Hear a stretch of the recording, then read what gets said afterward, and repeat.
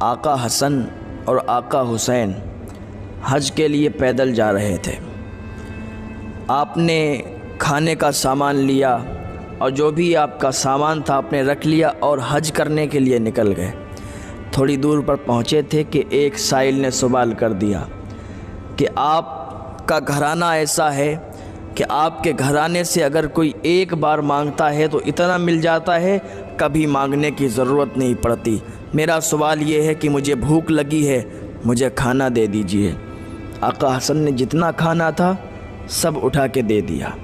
آقا حسین نے دیکھا تو کہنے لگے، بھائی حسن، یہ کھانا تو آپ نے دے دیا ہے اور ہم پیدل چل رہے ہیں، سفر کر رہے ہیں، اب ہمارے پاس کوئی کھانا نہیں بچا ہے، اب ہم کیا کریں گے؟ جب بھوک لگے گی تو کیا کھائیں گے؟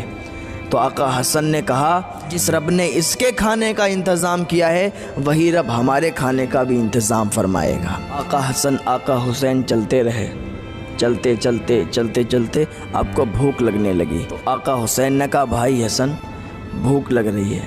امام حسن نے کہا، اچھا چلو آگے چلتے ہیں، اگر کوئی گھر کوئی مکان ملا تو ہم وہاں پر کھانا تلاش کریں گے، ہو سکتا ہے وہاں کھانا مل جائے۔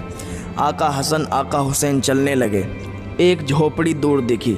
آقا حسن نے کہا، بھائی حسین دیکھو اس جھوپڑی میں کوئی اگر ہو تو کھانا طلب کرو۔ آقا حسین نے کہا کہ اندر کوئی ہے؟ تو اندر سے آواز آئی، ہاں بیٹا میں ہوں۔ ایک بوڑھی خاتون تھی۔ کہا، اماں کچھ کھانا مل سکتا ہے؟ کہا، بیٹے کھانا تو نہیں ہے لیکن ایک دودھ کا پیالہ ہے۔ کہا، اماں وہی دے دو۔ دودھ کا پیالہ لیا، آدھا آقا حسن نے پیا، آدھا آقا حسین نے پیا۔ جب دودھ پی لیا تو پیٹ بھر گیا اور چلنے لگے۔ جب چلنے لگے تو بوڑھی خاتون آئی اور کہنے لگی، بیٹو اپنا پتہ تو بتا دو، تم ہو کون؟ بیٹو یہ تو بتاؤ تم ہو کون؟ اتنے حسین و جمیل ہو، اتنے خوبصورت ہو، اپنا پتہ بتاؤ، کہاں سے آئے ہو، کہاں جا رہے ہو، کون ہو؟ آقا حسن آقا حسین کہنے لگے، اماں یہ نام پوچھ کر پتہ پوچھ کر کیا کرو گی؟ کہا، بیٹے کبھی ملاقات کا دل ہوا تو ملنے آ جایا کروں گی۔ کہا، ٹھیک ہے، اگر ملنا چاہتی ہو تو مصطفیٰ کے مدینے آ جانا، ملاقات ہو جایا کرے گی۔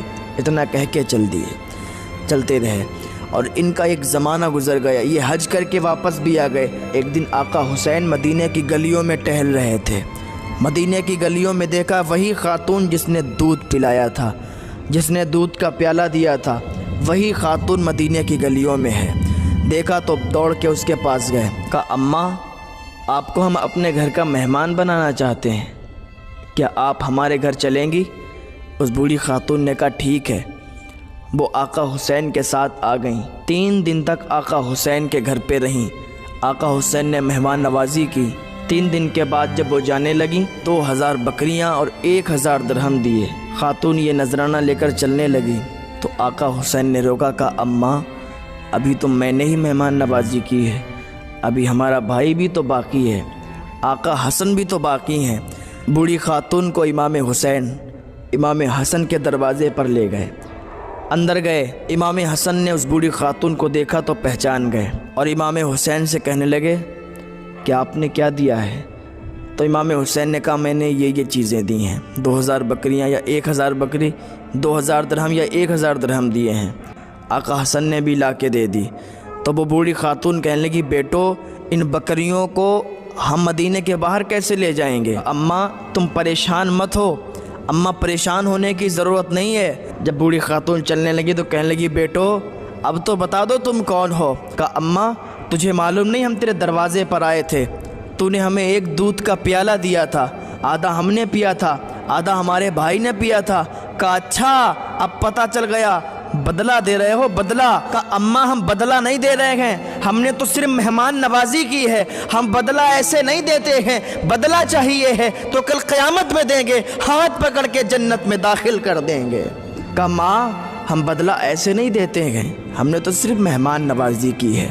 یہ حسین کا گھرانہ ہے، یہاں کوئی ایک بار بھی آ جاتا ہے تو اتنا مل جاتا ہے، کبھی اسے مانگنے کی ضرورت نہیں پڑتی ہے۔ ایک مرتبہ آقا حسین سے حاتم طائی کے پوتے بولے کہ میرا دادا ایسا سخی تھا کہ اس کے 10 دروازے تھے اور 10 دروازے ایسے تھے کہ ایک دروازے پر اگر کوئی مانگنے والا آتا تو میرا دادا اسے دیتا، دوسرے دروازے پر پھر وہی آتا، پھر اسے دیتا، وہی انسان پھر آتا، پھر میرا دادا دیتا، یہاں تک کہ اگر وہی انسان 10 دروازے پر آتا تو میرے دادا اسے 10 دروازے سے دیا کرتے تھے۔ تو امام حسین نے کہا یہ تیرے دادا کی سخاوت نہیں ہے؟ کہا پھر کیا؟ کہا سخاوت دیکھنا ہے تو سن، میرے نانا کی سخاوت ہے، اور وہ ایسے سخی تھے کہ ان کا ایک ہی ٹوٹا گھر تھا، ایک ہی دروازہ تھا، مانگنے والا اگر ایک دروازے پر آتا تھا میرے نانا اتنا نواز دیا کرتے تھے، اتنا دے دیا کرتے تھے، کبھی مانگنے کی ضرورت نہیں پڑا کرتی تھی۔ وہ 10 دروازوں پر اس لیے جاتا تھا تیرے دادا کے ہاں، اور اس لیے جاتا تھا کہ اسے ایک دروازے پر ملتا نہیں تھا، ایک دروازے پر اتنا نہیں ملتا تھا کہ اس کا بھلا ہو جائے، اس لیے وہ 10 دروازے پر جاتا تھا۔ اگر اسے ایک دروازے پر اتنا مل جاتا تو کبھی تیرے دادا کے 10 دروازوں پر نہیں جاتا۔